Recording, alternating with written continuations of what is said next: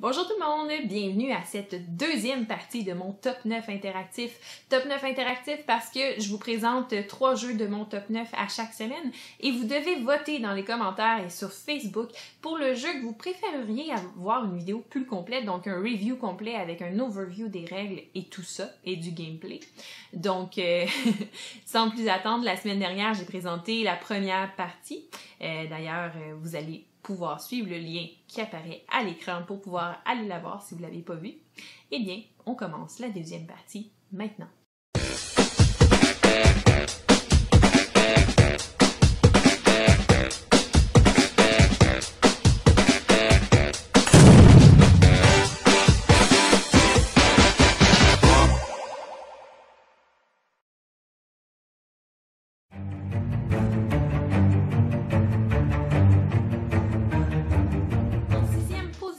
C'est un jeu de ma compagnie préférée à vie. Donc là, il y a plusieurs... Ceux qui me connaissent bien doivent savoir de qui je parle, mais pas de quel jeu. Parce que c'est pas en première position. Donc, c'est ça. En 6e position, c'est un jeu de ma compagnie préférée. Et j'ai nommé Awaken Realms, qui est une compagnie qui fait de l'autofinancement sur Kickstarter avec des jeux d'une qualité remarquable, avec toujours bien fini. Donc, c'est un jeu que malheureusement, je n'ai pas réussi à kickstarter parce que, en fait, c'est ça, chez Nouvelle et je ne connaissais pas encore bien Awaken Realms. Mais j'ai réussi quand même à avoir une copie du jeu. C'est un jeu de contrôle de territoire. Donc, sans plus attendre, je vous présente Lords of Hellas. Donc, un super jeu de contrôle de territoire. Pour moi, ça a été... c'est mon go-to quand je veux jouer à un jeu avec des amis. C'est ce jeu-là. En fait, Lords of Hellas, ça se passe dans une Grèce antique, mais Grèce antique futuristique, donc un peu steampunk. C'est vraiment un beau clash de culture, si on veut.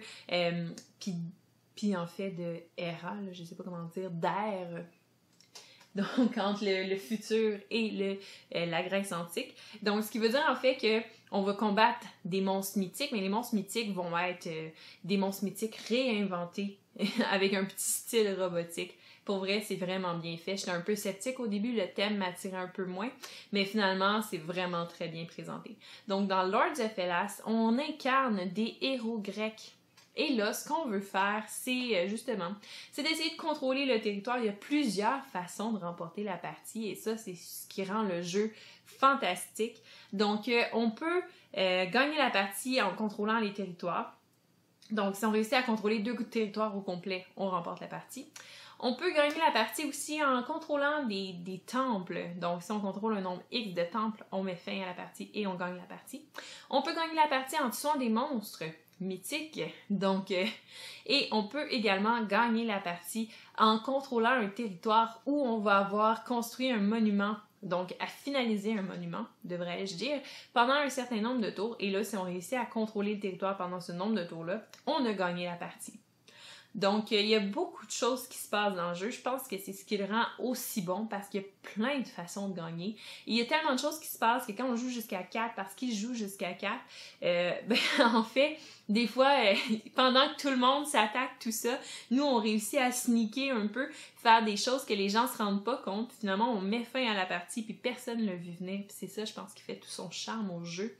Et je parlais de construire des monuments, qui est une des conditions de victoire.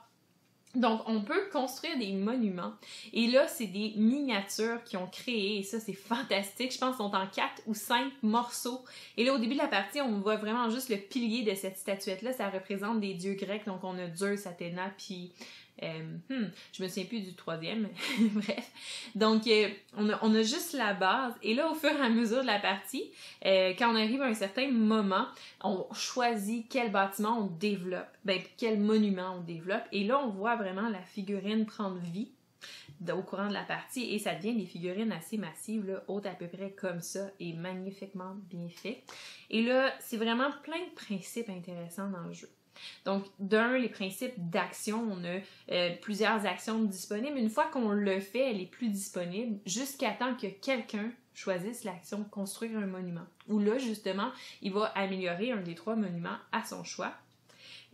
Puis à ce moment-là, mais toutes nos actions se réinitialisent et là, on peut avoir accès à des actions qu'on n'avait pas avant. Donc là, c'est toute une stratégie de quand est-ce que qui fait quelle action pour justement qui va se rendre à construire le monument et redonner les actions à tout le monde. Super intéressant comme principe de jeu, vraiment le fun. On développe notre héros, donc notre héros a des capacités qu'on va développer aussi, qui va nous permettre par exemple de contrôler un plus grand nombre d'armées, d'avancer notre héros de plus de cases, d'être plus fort, fait que de piger plus de cartes d'attaque pendant les attaques.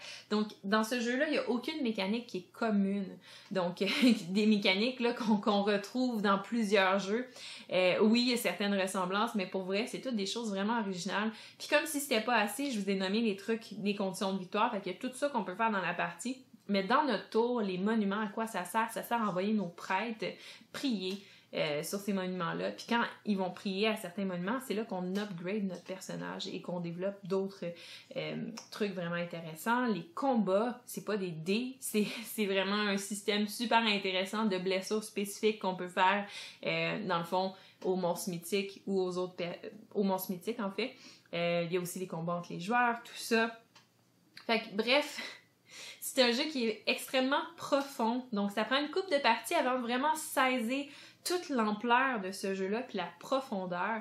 Mais pour vrai, c'est immersif, c'est bon, là, c'est... Ouais. Et voilà. Mais vous voyez, je l'aime. Qu'est-ce que vous voulez? Vraiment, pour moi, avec Awakened Realms, de toute façon, on se trompe pas. Mais avec Lords of Hellas, comme jeu de contrôle de territoire, c'est vraiment un bon choix. Et c'est pour ça que c'est mon numéro 6.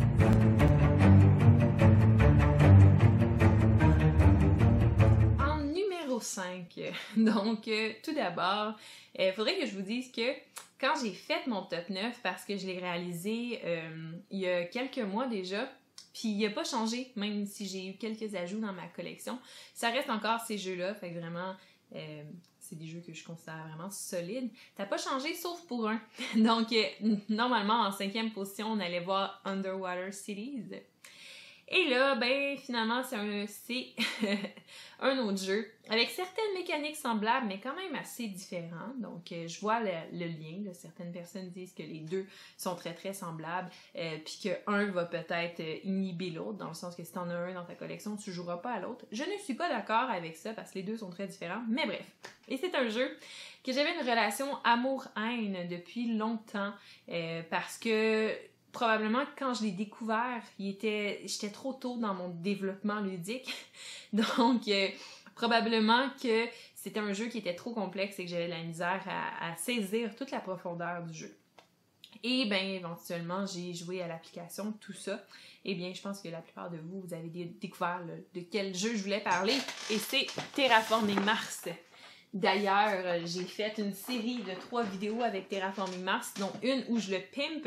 Et oui, quelques semaines avant, quelques semaines avant le lancement du Kickstarter qui permet de pimper Terraforming Mars, eh bien moi j'avais décidé de pimper le mien. Et oui, fait que tu parles d'une histoire de timing. Fait que oui, donc une vidéo que je vous explique comment j'ai rendu mon Terraforming Mars de la version Deluxe non officielle. J'ai une autre vidéo où je vous présente les extensions et une autre vidéo où je vous présente mon classement des extensions, donc ma préférence. Donc Terraforming Mars, je pense que il se passe de présentation. Rapidement, ce qu'on veut faire, c'est Terraforming Mars. Wow, hein? Je vous aide, là. Donc, dans le jeu Terraforming Mars, on est des corporations qui ont été engagées pour Terraforming Mars. Et là, notre but, c'est d'être la corporation la plus efficace parmi toutes celles présentes. Donc, en fait, c'est ça, on essaie d'augmenter les paramètres de Mars pour rendre Mars viable à l'être humain. Donc, on augmente la température, le niveau d'oxygène, on place des océans, des forêts, des cités, on construit Mars. Et c'est un jeu de Engine Builder, où là, on va jouer avec des cartes. Donc, il va y avoir un principe aussi de draft de cartes, tout ça. Donc, c'est vraiment un jeu qui a une profondeur assez inouïe. Donc, super bon jeu. Les stratégies là-dedans, là, c'est fascinant à quel point là, tout ce qu'on fait compte. Quand est-ce qu'on choisit de faire les choses compte. Puis, il y a tellement de variabilité dans le jeu, tellement de cartes, en fait, que il n'y a pas une partie qui va être pareille, puis il n'y a pas une partie où les options vont être les mêmes. Donc ça rend le jeu encore meilleur. Si tu rajoutes des extensions là-dedans, écoute, tu vas pouvoir jouer 100 parties de Terraforming Mars avant qu'il y en ait une qui se ressemble. Peut-être j'exagère un peu, mais j'ai même pas l'impression. Donc c'est pour ça que ce jeu-là se ramasse en 5e position de mon top 9, donc Terraforming.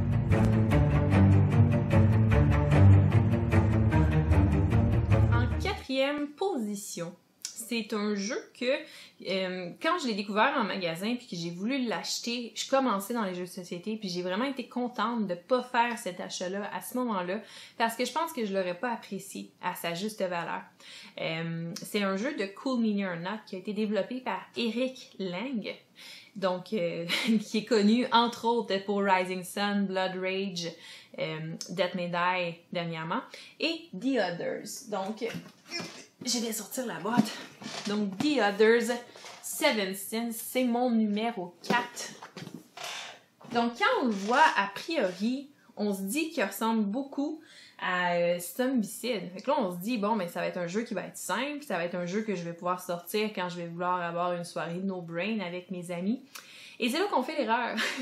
Parce que The Others, c'est un jeu qui joue de 2 à 5 joueurs parce que tu peux pas jouer tout seul. C'est un jeu où il y en a un qui va jouer le méchant, donc one versus all, et toutes les autres vont jouer en coopérative pour essayer de déjouer le méchant. Donc le méchant va incarner un des 7 péchés capitaux.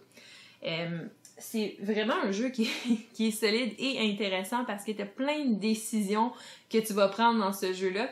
Et que tu joues le méchant ou que tu joues les gens qui coopèrent ensemble, les héros, si on veut, là, pour essayer de gagner la partie, il faut que tu donnes ton maximum parce que la moindre erreur que tu vas faire des deux côtés va faire en sorte que tu vas faire remporter la partie à l'autre personne. C'est un jeu vraiment tactique, donc il faut réfléchir à chacun de nos mouvements. Qu'est-ce qu'on fait? Quand on le fait? Super important. Donc, dans The Other Seven Sins, les gens qui vont jouer ensemble, vont coopérer, vont avoir un choix entre 7 personnages. Donc, il y en a plus quand on rajoute les extensions, mais on en choisit 7. Et voilà, c'est notre pool de personnages pour la partie. Et là, il y a 3 types de scénarios, donc on essaie de réaliser les objectifs du scénario choisi. Donc, il y a des scénarios où c'est bâcher des monstres, donc vraiment juste les attaquer. Il y en a d'autres que c'est des scénarios où on va aller essayer de sauver des innocents. Et d'autres scénarios, c'est des histoires de corruption. Donc, la corruption, je vous explique, c'est que votre bonhomme, dans le fond, il y a une échelle de corruption devant lui. Donc, certaines choses dont le péché peut jouer des cartes, faire des actions qui vont vous faire augmenter votre corruption. Mais vous pouvez aussi décider volontairement de l'augmenter. C'est la seule fois où ça vaut la peine, c'est que quand volontairement vous augmentez votre corruption, vous avez votre tour que vous êtes en train de jouer, vous allez être plus fort. Donc pour un tour, vous allez débloquer plein d'attributs qui vont justement vous permettre de mieux jouer. C'est juste que l'échelle de corruption, il y a des façons de la descendre, mais il y a surtout plein de façons de l'augmenter. Puis quand vous arrivez au bout de l'échelle de corruption, quand vous devez prendre la corruption puis que vous pouvez plus en prendre, ben là, faut que vous preniez des dégâts à la place. Puis en fait, quand vous prenez de la corruption puis que vous pouvez plus en prendre, dans certains scénarios, vous allez piger une carte d'histoire, de background story de votre personnage qui va avoir un impact sur vous. Donc tout ça fait en sorte que c'est vraiment une gestion de risque, si on veut, là, assez intéressante. Puis c'est ça, une autre particularité du jeu qui est super intéressante, c'est que le péché en tant que tel, lui, il va avoir ses sbires, donc ses méchants. Il va avoir son avatar, donc une grosse figurine hyper forte qui va apparaître vers la fin de la partie. Et finalement, il va avoir aussi comme d'autres petits méchants là, qui va venir les aider. Puis là, il peut choisir parmi plein, là, par exemple des policiers corrompus, des nonnes corrompus, des docteurs corrompus, donc ce genre de choses-là. Et lui, dans la partie, en fait, il n'y a pas de tour prédéfini. Donc, il va avoir un nombre de possibilités d'interaction pendant le jeu. Donc, il va pouvoir, par exemple, à la fin d'un tour d'un joueur, dire « Ben moi, à ce moment-là, je joue, et là, il perd un jeton d'interaction, et là, il fait son tour. Donc, il intervient quand il veut dans le jeu. Donc, c'est vraiment de choisir quand c'est le bon moment de le faire. Donc, il y a tout ce côté-là vraiment tactique de planifier. OK, là, non, là, ça, je le laisse passer. Là, j'interviens. En plus de ça, il y a des cartes pêchées dans les mains qu'il peut jouer, qui va lui permettre de faire plein de choses. Et là, plus la partie avance, donc plus les gens prennent du temps pour pouvoir passer à travers les objectifs du scénario pour se rendre jusqu'à la fin. Et le scénario, d'ailleurs, je devrais dire, là, c'est comme un arbre là, qui descend, donc vous avez des choix à chaque branche, si vous voulez. Donc, vous choisissez, est-ce que c'est cet objectif-là que je réalise ou lui, mais avant de le faire. Donc, une fois que vous avez choisi, vous n'avez pas le choix, c'est là que vous vous alignez, vous faites cet objectif-là. Donc, il y a ça qui est intéressant, mais bref, plus ça prend du temps aux gens de le faire, ben plus le compteur d'Apocalypse augmente, et là, plus le joueur du péché devient bon. Donc, bref, je pense que juste à vous en parler, vous voyez là, que je l'aime vraiment beaucoup. C'est vraiment un jeu qui est intéressant, c'est intense aussi là, comme jeu. Tout le monde embarque dans la partie, puis là, tout le monde devient fâché contre le joueur des péchés. Là.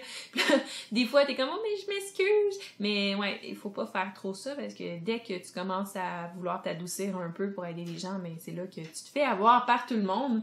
La boîte de base contient 2 péchés. Donc, les 5 autres sont achetables séparément.